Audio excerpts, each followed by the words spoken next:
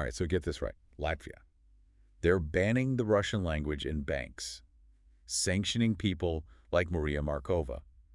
It's like they're making a statement. Yeah, trying to project strength, Exactly. But then we got this insider investigation, Yeah, this is where things get interesting. to say the least, because it dives into all these deep financial ties, business dealings, and it's not with just anyone, it's with major Russian players. It is kind of a head scratcher, isn't it? It's like on the surface, they're taking a hard line. But then you dig a little deeper and it's a totally different story. So let's dig into the details. First up, the Rotenbergs. They seem to be everywhere in this investigation. Oh, yeah, they're deeply embedded in all of this. And I think what's really important to remember here is their history. These aren't just some random rich folks. They're close to Putin, wield a lot of influence, both politically and economically. And they've certainly found ways to leverage that influence in Latvia, haven't they? It seems so. Because the investigation, it details this whole web of Latvian companies' nominee directors. It's like a shell game, really. Yeah, and it's all about managing assets and obscuring ownership. Okay, so like with Elena Ruzak, Right. the investigation says she manages the Rotenbergs' overseas holdings. And surprise, surprise, her family. Latvian documents. It's a pattern we see time and time again. Having those documents, it lets them operate within the system. It's what we call beneficial ownership. Which basically means. It's a way to get around scrutiny, sanctions, all that. And it's not just about hiding money, is it?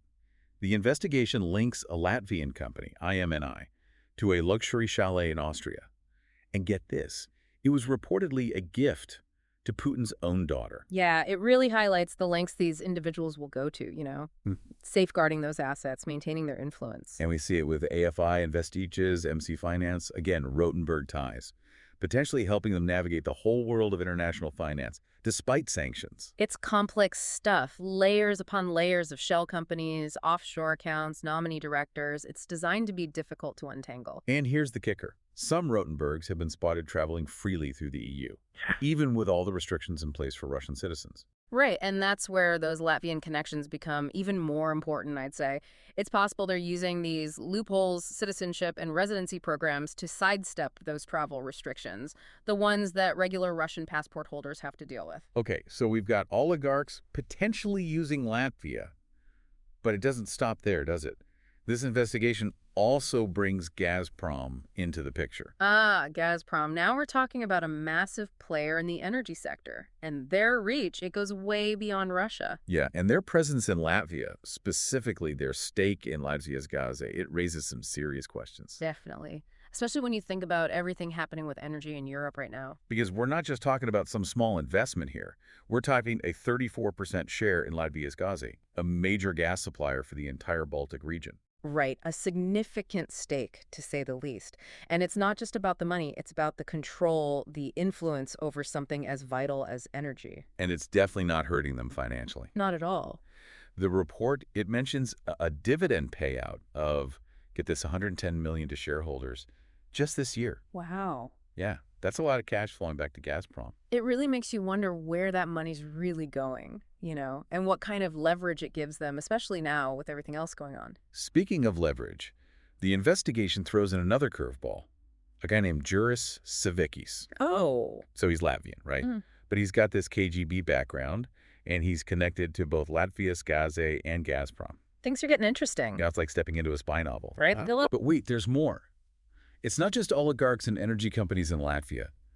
This investigation, it uncovers links to Russian military contractors operating right there. Yeah, this is where things get really concerning. For sure. They talk about Ritumu Banka, a Latvian bank, and its ties to people supplying military equipment to Russia. Like Oleg Belkov, for example. Right, Belkov, a shareholder in the bank, Mm-hmm. and he's involved in making military boats. That's what the investigation says. You'd think with, everything going on, that'd be a huge red flag. You would think so, wouldn't you?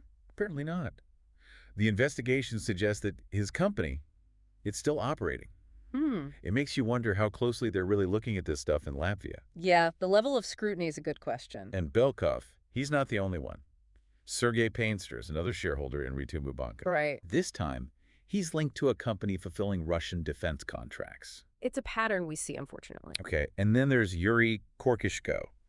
His Latvian company, it's got connections to a sanctioned Russian firm. And here's the thing.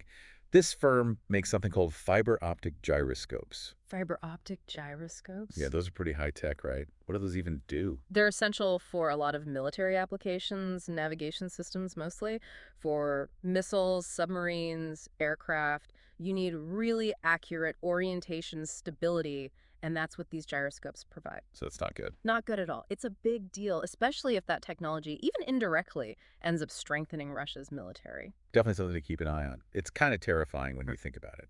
It really is. It shows how difficult it is to control the flow of this kind of technology. Business connections, they can hide a lot. This whole thing is like a real-life spy movie. Yeah. Speaking of hiding, the investigation, it shines a light on this luxurious coastal town in Latvia, Kurmala. Apparently, it's become a haven for the Russian elite. Jurmala. Yeah, even those facing sanctions. Interesting. It's almost like, I don't know, their own little getaway spot. Right. You'd think with sanctions and everything they'd stay away. But Jurmala, it shows just how complicated this whole network is. Because on one hand, you've got Latvia trying to distance themselves from Russia. Trying to shed that image, yeah. But then you have people like Tatiana Kravchenko, former Duma deputy. Right, Kravchenko. And her husband, Valery Fokin. He's a film director.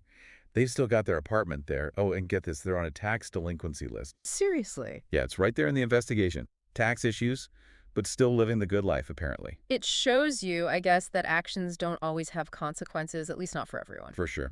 And they're not alone.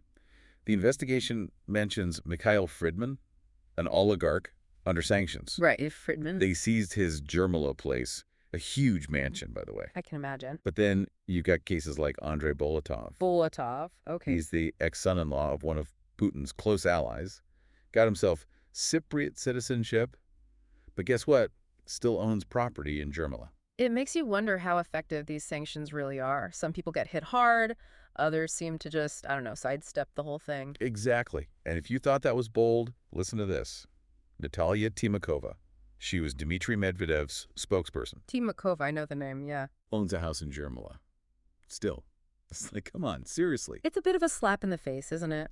It tells you everything you need to know about how deep these connections go, how resilient they are, even when the whole world's watching. It really is mind-blowing. So we've got oligarchs, energy giants, even potential links to the Russian military, all with a Latvian connection. We've covered a lot of ground, haven't we? We started with oligarchs potentially using Latvian companies maybe to skirt sanctions. Then we uncovered a former KGB agent, his ties to a major energy supplier. And let's not forget about the potential pipeline for sensitive military tech. That's a big one. And Jurmala, it's a perfect example of how some things never change no matter what's happening in the world. It's a lot to process. Makes you wonder, if this is happening in Latvia, what's happening elsewhere? What other places are there that we don't know about? That's the question, isn't it? Think of this as a starting point. It shows us what's possible, how complex these networks can be, and it reminds us to never take anything at face value. Always look deeper, question everything. Because in a world where money talks and borders are becoming more and more meaningless, the truth is often hidden in plain sight. It's a good reminder that the world isn't always what it seems. This deep dive, it's given us a lot to think about, wouldn't you say? Absolutely. And hopefully it'll encourage people to keep asking questions, to keep digging. That's the only way we're going to uncover the truth. That's right. Until next time, keep exploring.